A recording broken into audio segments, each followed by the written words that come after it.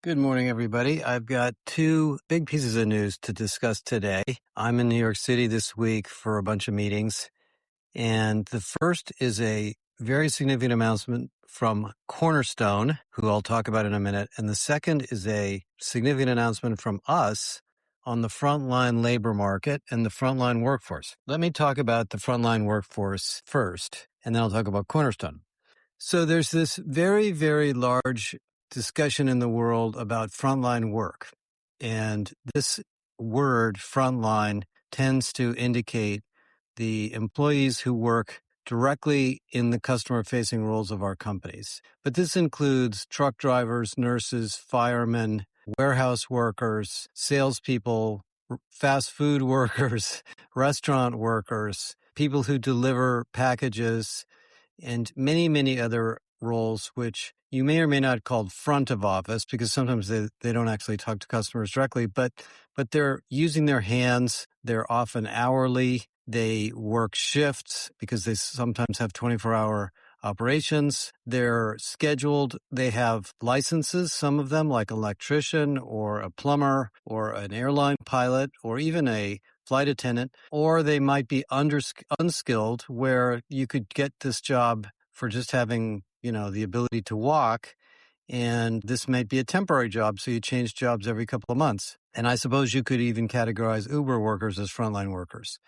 And the challenge we've had, in understanding this part of the work, this is 75 to 80% of the workforce, by the way. This is most of the people in the world work in these kinds of jobs. Those of us who are white collar people, are in the minority. So they have a huge impact on the economy, on the standards of living of our countries, the well-being of our lives, because if the frontline workforce is unhappy, we as customers get poor service and poor quality experiences in our lives. If the nurse is unhappy with her hospital for the way she's being treated, maybe she's not going to take the best care of you because something else is going to be on her or his mind. So we really need to optimize this workforce. And then, of course, frontline first companies, which is basically almost every company, but if you're an airline or a healthcare provider or a restaurant chain or a manufacturer or a retailer, you want these people to be energetic, highly trained, customer-centric, prompt, efficient, great people serving you on the phone or face-to-face. So, the HR people that run these functional areas really want to optimize this part of the workforce. And then, of course, part of the frontline workforce issue is that some of these jobs are just high volume, high turnover jobs where people don't work there for their whole lives. They work there when they're in high school or college, and then they leave, and then they come in and out for different periods of time based on what they need financially. Sometimes people work overtime just to make some extra cash. And a lot of the frontline workforce is underpaid for a variety of reasons. So some of it's lack of minimum wage laws and some of it's just exploitation. So they want to work extra shifts and they're always switching shifts and sharing shifts. So there's a lot of operational issues. And then, of course, if you're a restaurant chain or a healthcare company and there's a massive activity in the market that creates a huge amount of demand, maybe a big car crash for a hospital or change of weather or a whole bunch of people rush into your restaurant chain, you got to staff up quickly. So there's also, some dynamic labor market optimization issues here too. So anyway, all these years we've been doing HR stuff and all these years we've been studying the workforce, and there's very, very little data that segments this workforce adequately.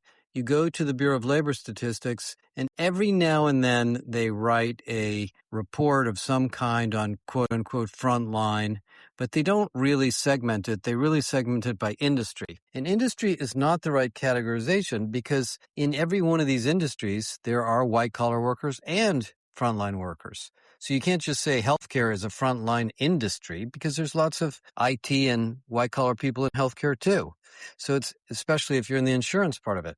So anyway, what we did, we've been working on this a long, long time, is we said, look, we know what the issues are. We know what the problems are. They have to do with hiring, retention, pay optimization, scheduling, employee experience, training, certification. We know those are the problems that companies are dealing with and trying to optimize. What if we take this massive, multi-billion people space and we categorize it into a new set of categories? And so we did that very carefully. Nahal Nandia, who leads this area for us, Nahal's worked for us for a long, long time. I've known Nahal at least a decade, maybe longer. And we came up with 5 categories. And what we did is we tested the 5 categories against the occupational taxonomy at the Bureau of Labor Statistics and at Lightcast, which are the 2 largest providers of labor market data. And it works. And what you find is when you take the word frontline and you group it into 5 categories, all of a sudden,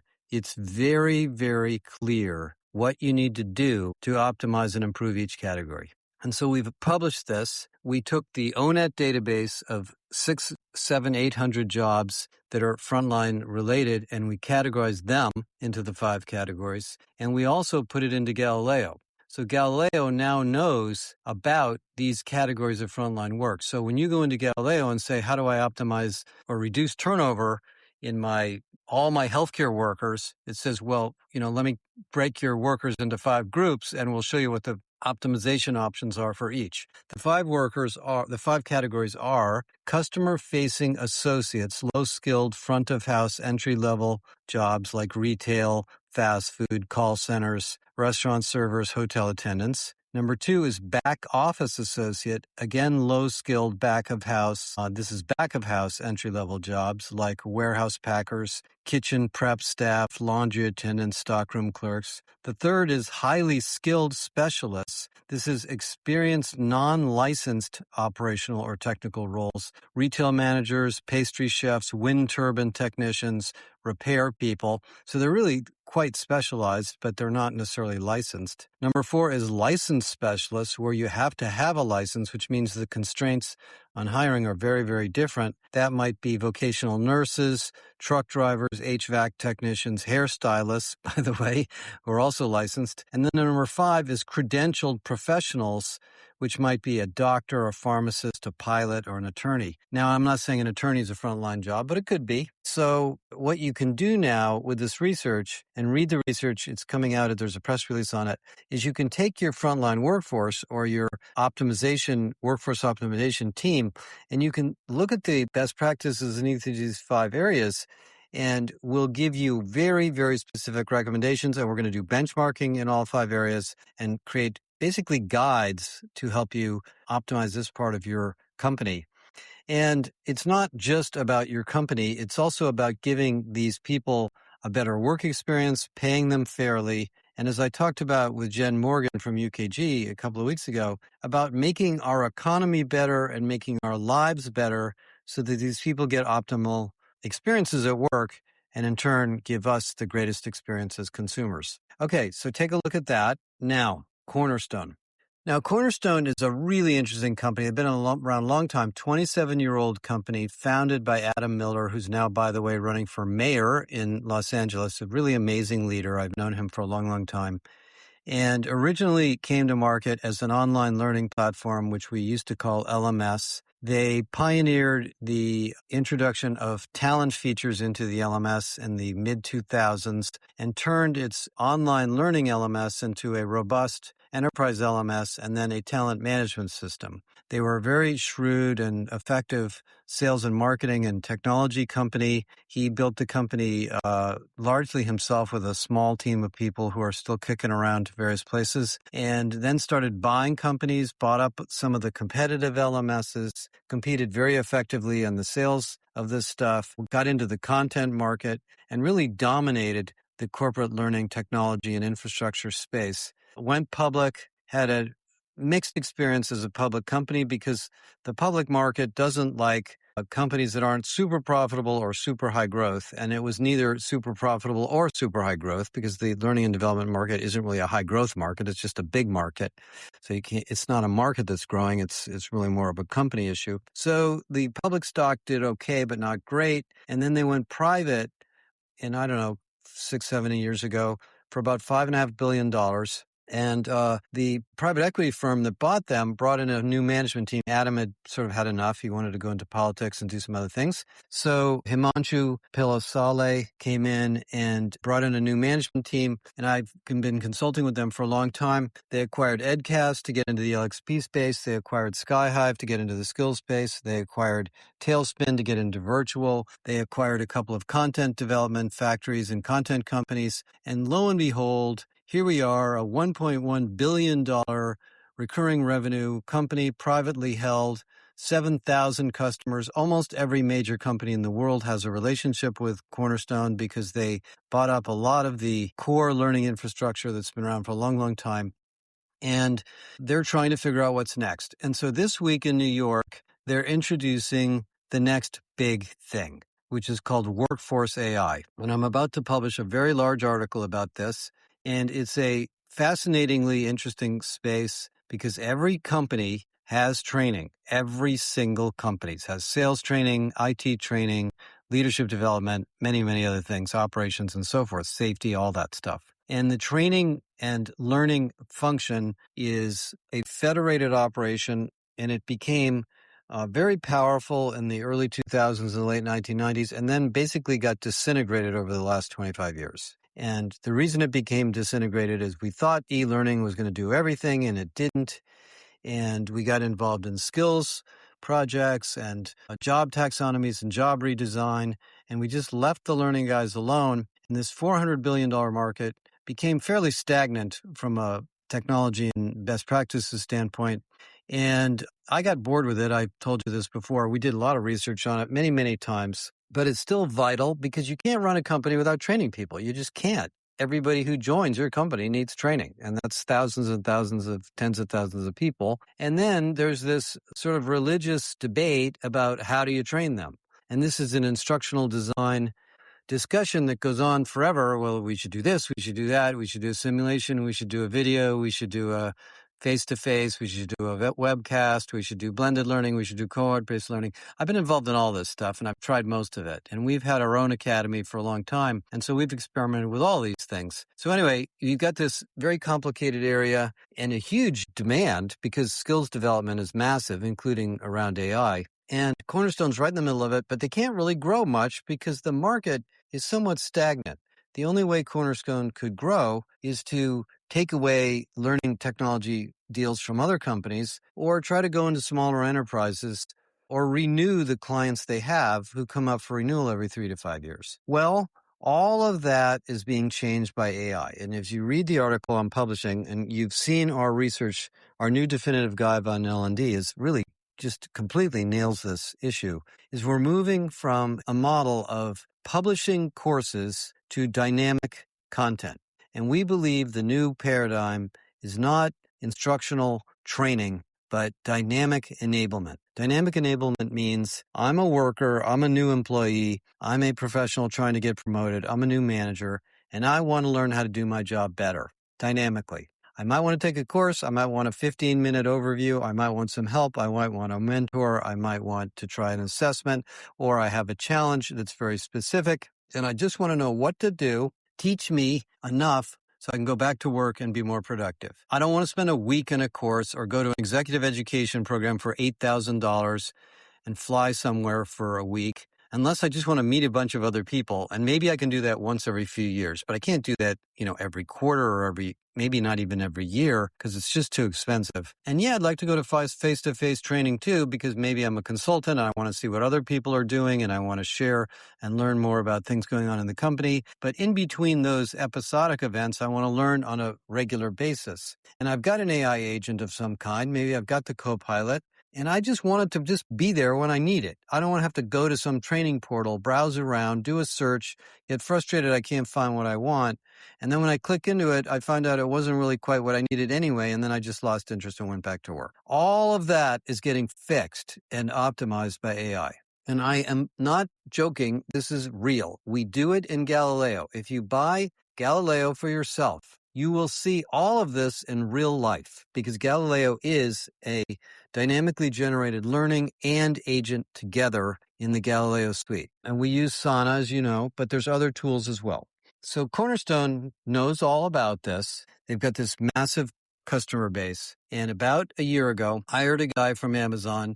You can read about him in the article. And he came in and said, great, we're building an AI fabric, an AI platform that will slowly upgrade and replace and greatly enhance all of these things we've done over the years. And it's called Workforce AI. It's being introduced today in New York. They have 9 large customers using it now. I talked to 3 of them yesterday. I know most of them pretty well. It's exceptionally interesting technology with many, many features. It's not completely built out yet, but it essentially gives you personalized dynamic content, very, very open skills inference. So you could take data from your company, project database, or a recognition database or performance management system or anything else and stick it in there.